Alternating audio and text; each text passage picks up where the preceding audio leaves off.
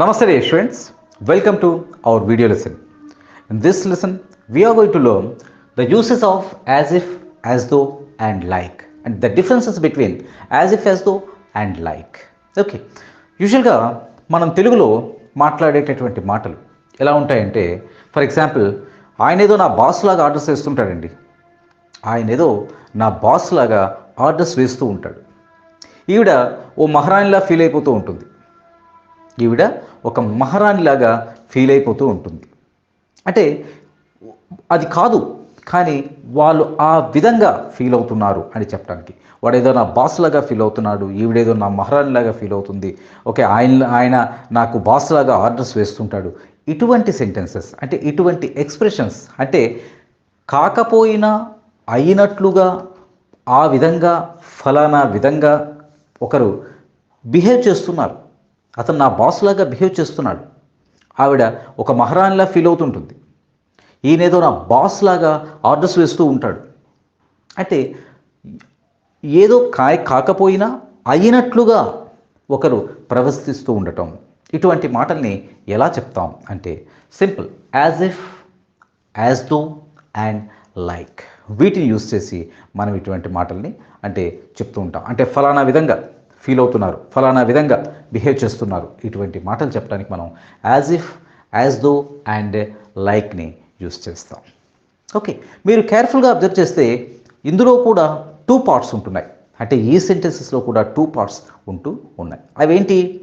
అతను నా బాస్ లాగా బిహేవ్ చేస్తున్నాడు, బాస్ అయినట్లుగా బిహేవ్ చేస్తున్నాడు. ఓకే, అంటే ఏంటి? అతను నిజానికి నా బాస్ కాదు. ఇందులో ఒకటి బిహేవ్ చేస్తాడు, అతను ఏదో నా బాస్ అయినట్లుగా బిహేవ్ చేస్తాడు, ఒక పార్ట్. బిహేవ్ చేస్తాడు అనేది ఒక పార్ట్, బాస్ అయినట్లుగా అనేది మరో పార్ట్. ఆమె మహారాణిలాగా బిహేవ్ చేస్తుంది, మహారాణిలాగా ఫీల్ అవుతూ ఉంటుంది, ఆమె ఫీల్ అవుతుంటుంది అనేది ఒక పార్ట్. ఎలా మహారాణిలాగా, ఏదో మహారాణి అయినట్లుగా అనేది సెకండ్ పార్ట్. ఓకే, అతను నాకు నేనేదో సర్వెంట్ అయినట్లుగా అతను నాకు ఆర్డర్ వేస్తూ ఉంటాడు. ఓకే, నేనేదో సర్వెంట్ అయినట్టుగా అతను నాకు ఆర్డర్స్ వేస్తూ ఉంటాడు, ఆర్డర్ చేస్తూ ఉంటాడు. నేనేదో సర్వెంట్ అయినట్టుగా. ఇందులో ఆర్డర్ చేస్తుంటాడు ఒక పార్ట్, సర్వెంట్ అయినట్లుగా అనేది ఒక పార్ట్. ఓకే, ఇందులో బిహేవ్ చేస్తుంటాడు, మహారాణిలా ఫీల్ అవుతూ ఉంటుంది, ఆర్డర్స్ వేస్తుంటాడు అనేది మెయిన్ క్లాస్. అయితే బాస్ లాగా, ఏదో బాస్ అయినట్లుగా, మహారాణిలాగా ఆర్డర్స్ ఎలా వేస్తుంటాడు, నేనేదో సర్వెంట్ అయినట్లుగా అనేది సబార్డినేట్ క్లాస్. మనం చేస్తున్నది ఏంటంటే ఈ 2 పార్ట్స్ని as if, as though, like వీళ్ళు ఏదో ఒకదాన్ని యూజ్ చేస్తూ మనం చేసే పని అంతా ఏంటంటే ఈ 2 పార్ట్స్ని జాయిన్ చేస్తున్నాం. ఈ 2 పార్ట్స్ని మనం జాయిన్ చేస్తూ ఉంటాం. Main clause and subordinate clause రెండింటిని as if, as though or like వీటిని యూజ్ చేసి మనం వాటిని జాయిన్ చేస్తూ ఉంటాం. ఫర్ ఎగ్జాంపుల్, ఇంగ్లీష్లోకి తీసుకుంటే he behaves as if he was are he were my boss. జాగ్రత్తగా అబ్జర్వ్ చేయండి. He behaves as if he was my boss or he were my boss. Okay, ఎందుకు?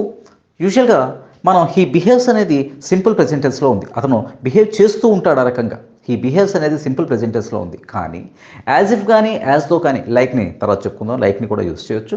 యాజ్ ఇఫ్ కానీ, as దోని కానీ use చేసి మనం ఎలా చెప్తున్నాం? He behaves simple present tense చేస్తుంటాడు, he behaves as if or as though he was my boss or he were my boss. హీతో వాజ్ వాడటం కామనే, కానీ వర్ని ఎందుకు యూజ్ చేస్తున్నాం అంటే వీటిని, అంటే అతను బిహేవ్ చేస్తుంటాడు, మా బాస్ అయినట్లుగా బిహేవ్ చేస్తాడు అనే మాట నిజానికి అన్రియల్. నిజానికి ఆయన మన బాస్ కాదు, రియల్ కాదు, unreal conditions, imaginary classes, unreal thing and imaginary thing. ఆ రకంగా బిహేవ్ చేస్తున్నాడని చెప్తున్నాం తప్ప నిజానికి అతను మన బాస్ కాదు. ఓకే, బాస్ అయితే బాస్ అని చెప్తాం, లేకపోతే నా ఓనర్ లాగా బిహేవ్ చేస్తున్నాడు, నా బాస్ లాగా బిహేవ్ చేస్తున్నాడు, ఇవన్నీ అన్రియల్. నిజానికి అతను బాసు కాదు, ఓనరు కాదు. ఓకే, సో ఎప్పుడైతే అన్రియల్ చెప్తున్నామో దానితో మనం ఐ, హీ, షీ వీటితో మనం పాస్ట్లో వర్ని యూజ్ చేస్తూ ఉంటాం. మీకు ఆల్రెడీ మనం కండిషనల్ క్లాసెస్ గుర్తుండే ఉంటాయి. If I were you, I would slap him. If I were you, ఐతో ఏమైనా యూస్ చేయాలి, వాజ్ అయినా యూస్ చేయాలి. బట్ వై వర్ని ఎందుకు మనం యూస్ చేస్తున్నాం? ఇఫ్ ఐ ఓ యూ, నువ్వు నేను నువ్వు అయ్యుంటే నేను అయ్యుంటేనా అంటాం కదా. If I were you I would slap him. చెంప పగలగొట్టేసేవాడిని. I would slap him.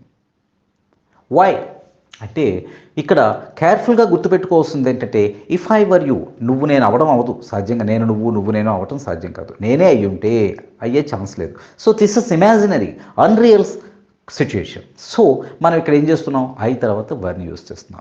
ఈ రకంగా అన్రియల్ గురించి మనం మాట్లాడుతున్నప్పుడు, ఇమాజినరీ సెంటెన్సెస్ గురించి మాట్లాడుతున్నప్పుడు యూజువల్గా మనం సబ్జెక్ట్ తర్వాత పాస్టే కాకుండా వర్స్కి బదులుగా వర్ని కూడా యూస్ చేస్తాం. అయితే జాగ్రత్తగా గుర్తుపెట్టుకోవాల్సింది ఏంటి అంటే, వజ్ని యూస్ చేసినా తప్పేమీ లేదు. ఓకే, లేటెస్ట్ అండ్ మోడర్న్ ఇంగ్లీష్లో వజ్ ఇస్ యూస్ చేయబడుతుంది. No doubt you can use either was or were. Okay, no problem at all. He behaves అంటే అతను చేస్తుంటాడు అనేది మనం సింపుల్ ప్రెజెంట్ టెన్స్లోనే ఉంది. ఓకే, కానీ మనం యాజ్ ఇఫ్ యూస్ చేసిన తర్వాత యూస్ చేసేటటువంటి వర్డ్ మాత్రం మనం వర్ని యూస్ చేస్తున్నాం. వర్స్ యూస్ చేసినా ప్రాబ్లం లేదు. He behaves as if he were my boss. He behaves as if he were my boss. He orders as if or as though, రెండు ఒకటే. He orders as if he I was his servant. He behaves as if I were his servant, or you can also say I was his servant. మీకు అర్థమవుతుందా? he orders as if I were his servant. He behaves as if he were my boss. ఇక్కడ హీతోనైనా ఐతోనైనా దేనితోనైనా మనం ఏం చేస్తున్నాం? అక్కడ వర్నే use చేస్తున్నాం. వర్స్ use చేసినా ప్రాబ్లం లేదు. Okay, don't forget it. Okay, he behaves as if he were my boss. He orders as if I were his servant. Get my point? అంటే ఇక్కడ మనం యాజ్ ఇఫ్ యాజ్ గోల్ తర్వాత ఏం చూస్తున్నాం? సబ్జెక్ట్ తర్వాత మనం ఇమాజినరీ కాబట్టి వర్ న్యూ యూస్ చేస్తున్నాం. అకార్డింగ్ టు గ్రామర్ వర్నే యూస్ చేయాలి. వర్స్ని యూస్ చేసిన తప్పే లేదు. ఆమె మహారాణిలా మాట్లాడుతుంది. She speaks. ఎలా మాట్లాడుతుంది ఆమె? She speaks as if or as though she were a queen. She behaves, she speaks as if or as were she were. ఇక్కడ షీతో కూడా వరే యూస్ చేస్తాం, ఆర్ షీ వజ్ అని కూడా అనొచ్చు. పాస్ట్లోనే ఉండాలి. వజ్ కానీ వర్ కానీ. నిజానికి మెయిన్ క్లాస్ సింపుల్ ప్రెజెంట్ టెన్స్లో చెప్తున్నా యాజ్ ఇఫ్ తర్వాత యాజ్తో వచ్చిన తర్వాత యూస్ చేస్తున్నటువంటి మాత్రం పాస్ట్లోనే ఉండాలి. She speaks as if she was a queen. She speaks as if she were a queen. Okay, so ఇలా మనం ఈ సెంటెన్సెస్ని చెప్పుకుంటాం. ఓకే, ఎందుకు పాస్ట్ వర్బ్స్ని యూస్ చేస్తామంటే ఇది అన్రియల్ తర్వాత.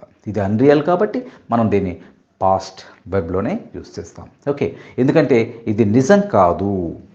ఈ సెంటెన్సెస్ ఎప్పుడు నిజం కాదు. Okay, right. ఇంకా మనకి ఇవే కాకుండా will, can, do, does, know ఇటువంటి వర్బ్స్ ఏవైనా వచ్చినా ఓకే, వాటిని కూడా మనం అలా చెప్పకుండా మనం ఎలా చెప్తామంటే, దానికి బదులుగా విల్కి బదులుగా వుడ్, కెన్కి బదులుగా కుడ్, డూకు బదులుగా డిడ్, ఓకే, డస్కి బదులుగా డిడ్ అండ్ నోకు బదులుగా న్యూ. దానికి కరస్పాండెంట్ పాస్ట్ ఏదైతే ఉంటుందో ఆ పాస్ట్లోనే చెప్తాం. For example, she's always asking me to do things for her. She is always asking me to do things for her, as if I didn't have enough work to do. ఏమిటి? నాకేదో పని లేనట్లుగా, నాకు ఎప్పుడు ఆమె ఏదో ఒకటి పని చేయమనే, ఆవిడ కోసం ఏదో ఒక పని చెయ్యమనే అంటుంది. She is always asking me to do things for her, as if I didn't. చూడండి, as if I didn't have enough work to do. Okay, enough to do, you can say. And another example we can see, he is 40. We are talking about someone. He is just 40. Why do you talk about him? He is 40 అనేది మామూలుగా behave. Why do you, presentలోనే ఉంది main class. Why do you talk about him as if he was an old man? He is just 40.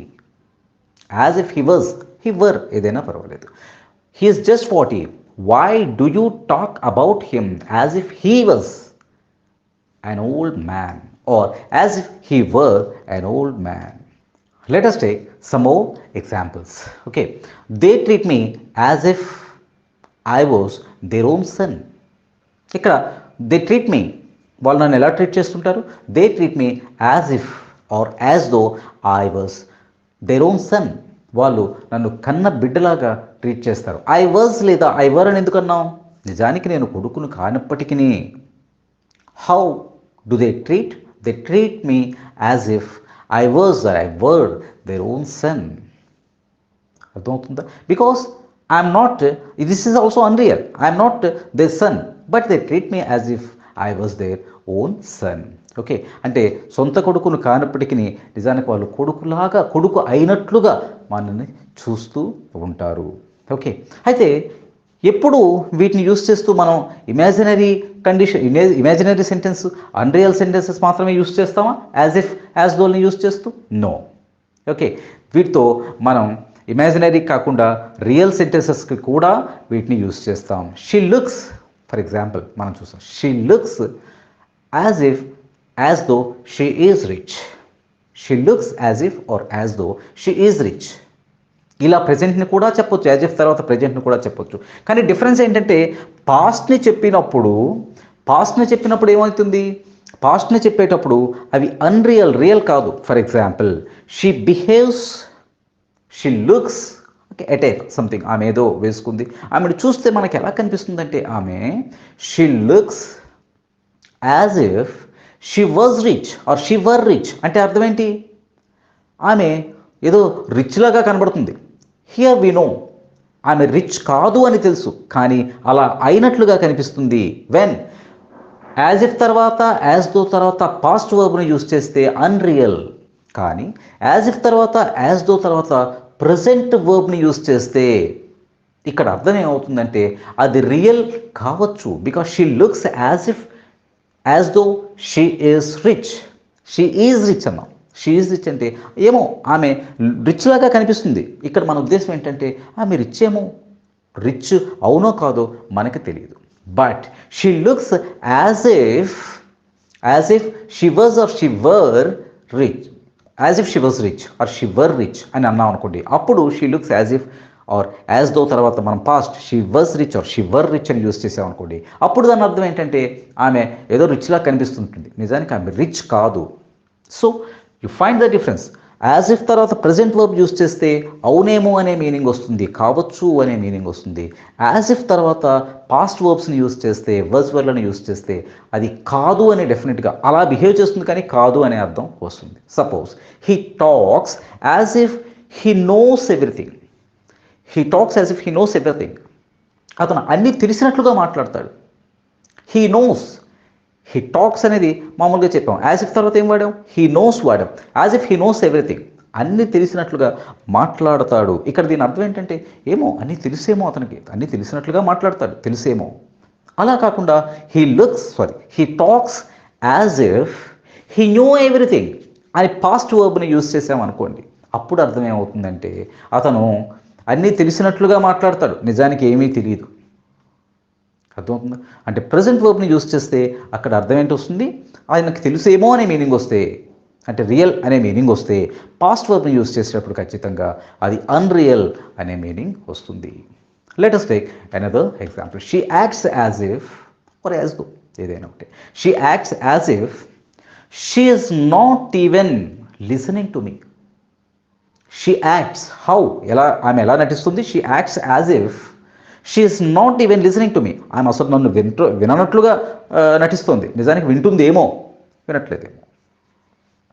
So present వర్బ్ని use చేసేటప్పుడు as if, as దోల తర్వాత మనం present వర్బ్ని use చేస్తే ఆటోమేటిక్గా దాని అర్థమే అవుతుందంటే నిజం అవ్వచ్చేమో అని. కానీ పాస్ట్ వర్బ్ని యూజ్ చేస్తే ఖచ్చితంగా నిజం కాదు, అన్రియల్ అండ్ ఇమాజినరీ అని అర్థం.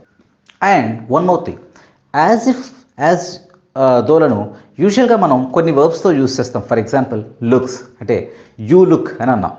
ఓకే, ఇలాగా look, sound, okay, and smell, feel ఇటువంటి వర్బ్స్ తర్వాత యూస్ చేస్తాం. ఎందుకు ఇలా అంటే ఇవన్నీ భావనలు.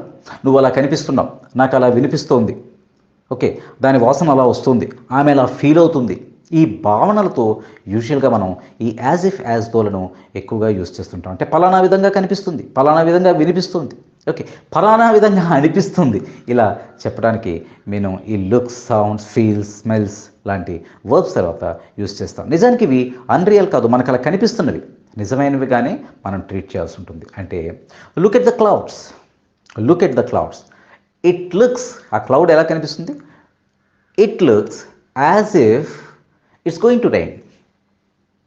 ఇట్ లుక్స్, చూడండి, ఇట్ లుక్స్ లుక్తో అంటే ఎలా కనిపిస్తుంది అంటే it looks as if it's going to rain, వర్షం పడేటట్లుగా కనిపిస్తుంది. It sounds as if he's going to change his job. It sounds, ఆయన ఏదో మాట్లాడుతున్నారు, he's talking something, okay, he's talking to some friend, okay, something about his job. మనం పక్కన ఉన్నాం, మనకి ఏమనిపిస్తుందంటే it sounds as if he's going to resign his job, he's going to change his job.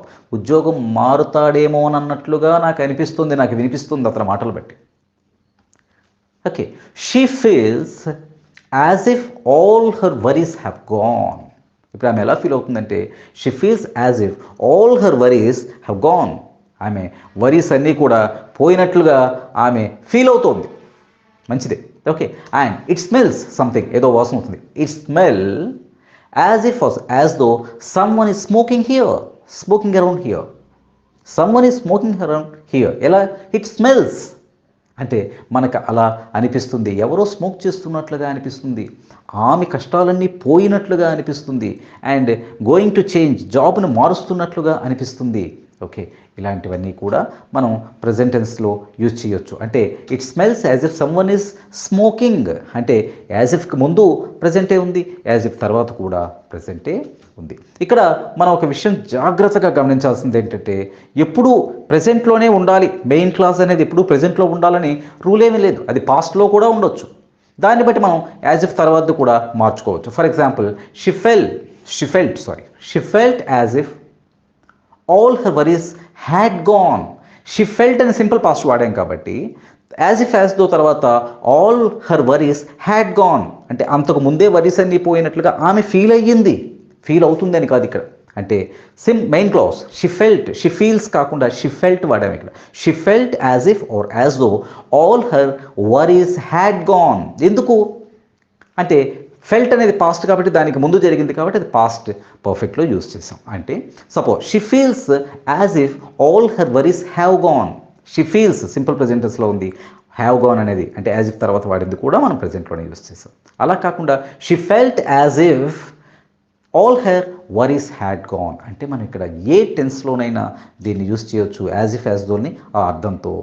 It sounded as though as if he was going to change his job, పాస్ట్లో వాడాం. Okay, he ran as if as though he was running for his life అంటే ఏదో ప్రాణాలు కాపాడుకోవడానికి పరిగెడుతున్నట్లుగా అతను పరిగెత్తాడు.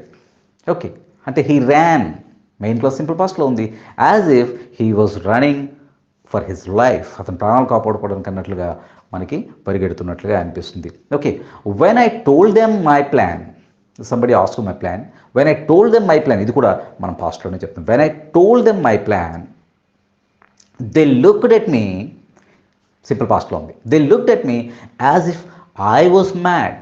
నేను ఏదో పిచ్చోడు అయినట్లుగా నా వైపు అందరూ ఒకసారి చూశారు నేను నా ప్లాన్ చెప్పినప్పుడు. సో ఈ లుక్స్, సౌండ్స్, స్మెల్స్ ఇటువంటి వాటిని మనం సింపుల్ ప్రెజెంట్ టెన్స్లోనే వాడచ్చు, సింపుల్ పాస్ట్లోనే వాడచ్చు. యాజ్ ఇఫ్ తర్వాత కూడా మనం simple according to the tense we can change.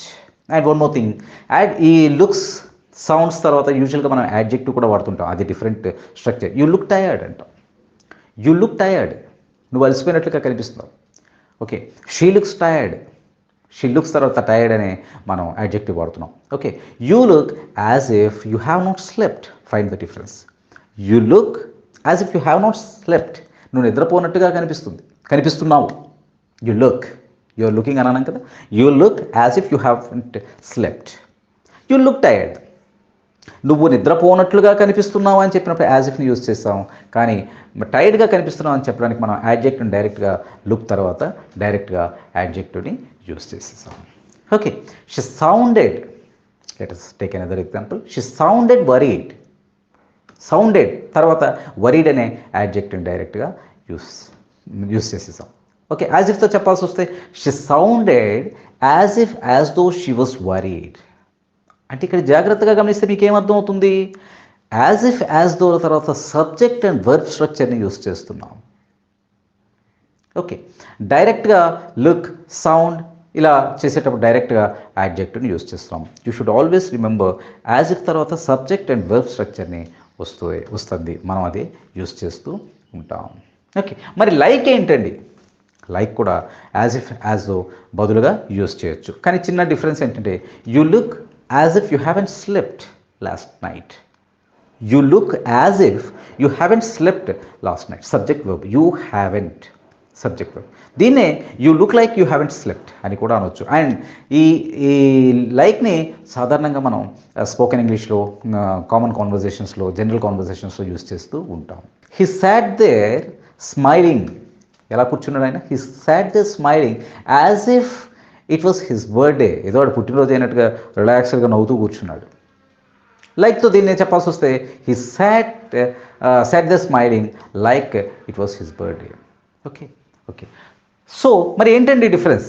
As if, as though, like మూడింటిలో ఒక సెంటెన్స్ చెప్తున్నాం. ఏంటి డిఫరెన్స్ అంటే ఒకటి గుర్తుపెట్టుకోండి, యూజువల్గా ఈ లుక్, స్మెల్, లైక్, ఫీల్ ఇటువంటి వాటితో మనం లైక్ని యూజ్ చేస్తాం. మీకు అర్థమవుతుందా? ఈ లుక్, ఇటువంటి స్మెల్, ఓకే, సీమ్స్ అండ్ ఇటువంటి వాటితో మనం యూజువల్గా లైక్ని యూజ్ చేస్తాం. మిగతా వర్బ్స్తో సాధారణంగా మనం యాజ్ ఇఫ్ యాజ్ దోల్ని యూజ్ చేస్తాం. ఏది వాడినా అర్థం ఒకటే.